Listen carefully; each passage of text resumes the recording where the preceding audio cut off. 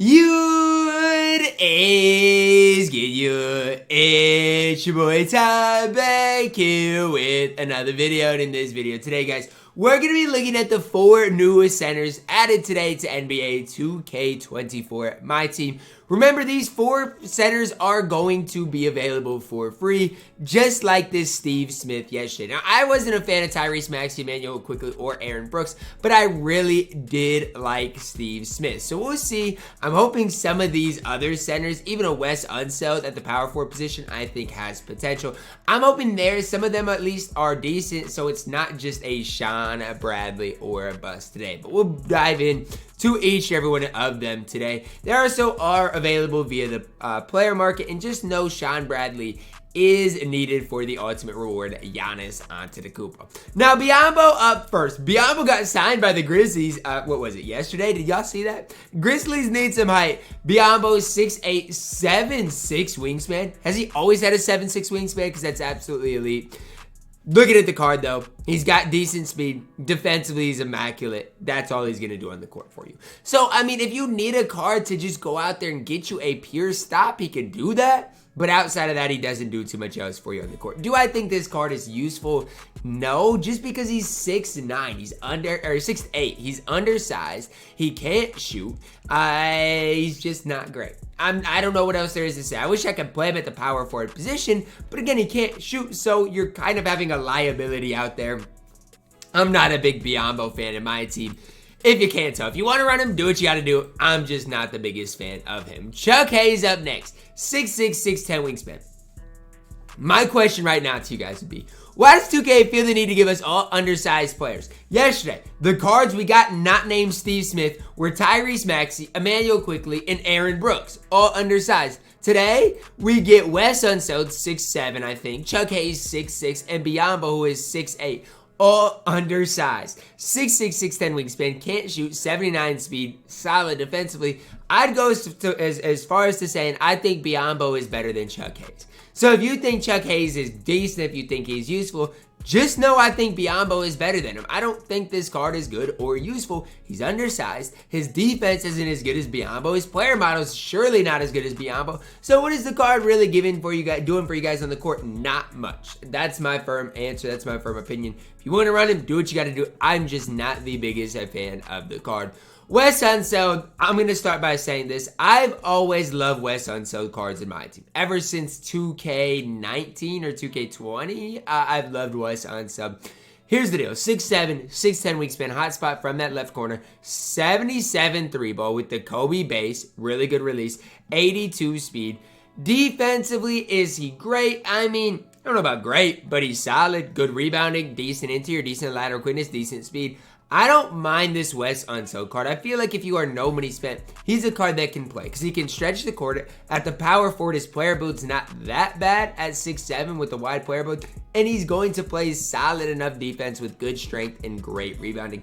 I don't have a problem with Wes Unseld. Out of all the cards we've looked at so far today in Biyombo, Chuck Hayes, Wes Unseld is by far and away the best out of those guys. Now, am I saying he's the best power forward in the game? No, I'm not saying that because I don't think that is probably true. But what I am saying is you can use Wes Unseld and have a ton of success. When I look at this card, there's just not many flaws. I talk about all-around players in my team a ton, and Wes Unseld is exactly that. A center power forward that can do it all in my team. Only thing is, he's just undersized. So I think if you do play him, you're probably going to want to ultimately play him at that power forward position. Now, if you get all 3 of these guys, if you grind for him, you'll get Wes Unseld. You get Shawn Bradley, who is 7'6" with a 7'5" wingspan. Now, here's the problem with Shawn Bradley. He's got 25 3-ball. He's got 25 speed. And he's got a 25 lateral quickness. So, if you want to run Shawn Bradley, I think you can because his defense, he's got some decent defensive badges, and he's not going to get mashed.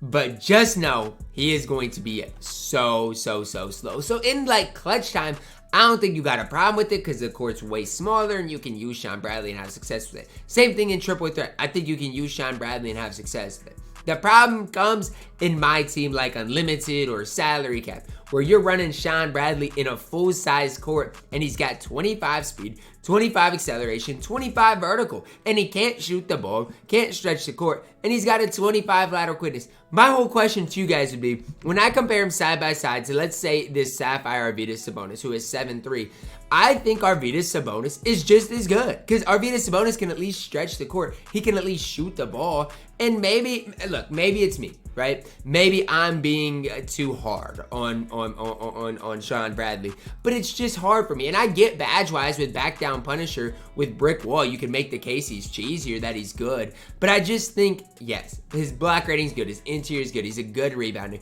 but he can't stretch the court, and his speed, acceleration, and vertical are all 25s. That's as bad as it gets. Do I think Shawn Bradley has an advantage because he's 7'6"? Sure. But I will say mashing is not as overpowered as it has been in the past. And so don't be surprised if you run Shawn Bradley and guys, let's say like Jaren Jackson Jr. get stops on him, because that's going to happen. So just know that. Am I going to grind for Shawn Bradley? Probably. I'll try him out on the No Money Spent squad series, because I do think if you are No Money Spent, there could be a use for Shawn Bradley. But the problem is, I've already got Chris Bosh. The problem is, even I've got George Mikan on my No Money Spent squad series, and when I'm comparing them side by side, I just think it's hard to make the case that Shawn Bradley is more complete than George Mikan. I think you can make the argument he's better than George Mikan, but I think if you're making that argument, you're making it just because he's 7'6". Because outside of that, he's not going to do anything better than George Mikan on the court. That's just the facts of the situation. George Mikan is a way more complete big. He's got a good release, can shoot the ball, and George Mikan can even get you the interior paint stops. The only thing he's not going to do is be a cheese ball 7'6" center that you can mash with. So that's the one thing. If you are really, and I'm not saying this negative, I'm saying this to help you guys out. If you aren't very good at the game, Shawn Bradley is going to maybe be a good center for you. If you're good at the game and you can knock down shots, you can stretch the court, and you don't have to mash every possession, I just don't see the need to run Shawn Bradley this year. In the past, I've seen the need because he has been an absolute cheeseball in my team. This year, it's just not how it has ultimately been. So that's just the one thing I'd encourage you guys to at least think about before running Shawn Bradley. And the good part about Shawn Bradley is you can get him for free. So it's not like you have to buy him and then try him out and know he's not for you. I can get him on my No Money Spent today and try him out. And if he's not for me, he's not for me. But I do know he's going to be a cheeseball, and I do think there's going to be a use for him, whether that's in triple threat offline, whether that's in clutch time. I'm just saying, in my team Unlimited and modes like that, I just don't know if there's going to be a need to run Shawn Bradley. That's just kind of my initial opinion. Now, again, that could obviously change, and we will see when I ultimately do get him. I'm just not necessarily impressed with Shawn Bradley. I like Wes Unseld. That's probably where I'm at. Wes Unseld, probably my favorite card that's coming out today, which is crazy considering Shawn Bradley is 7'6". I just know mashing is not what it's been in the past. Now, I could be wrong. Shawn Bradley could come out and run the game. We'll see. But I just have a hard time seeing that happen. That's going to wrap it up for my video today, guys. Let me know your thoughts on these 4 new cards down below in the comments. Which of these 4 are you guys most excited to add to you and your specific squad? Drop a like on the video. Subscribe if you're new, and as always, man, I love you guys. Have a blessed day.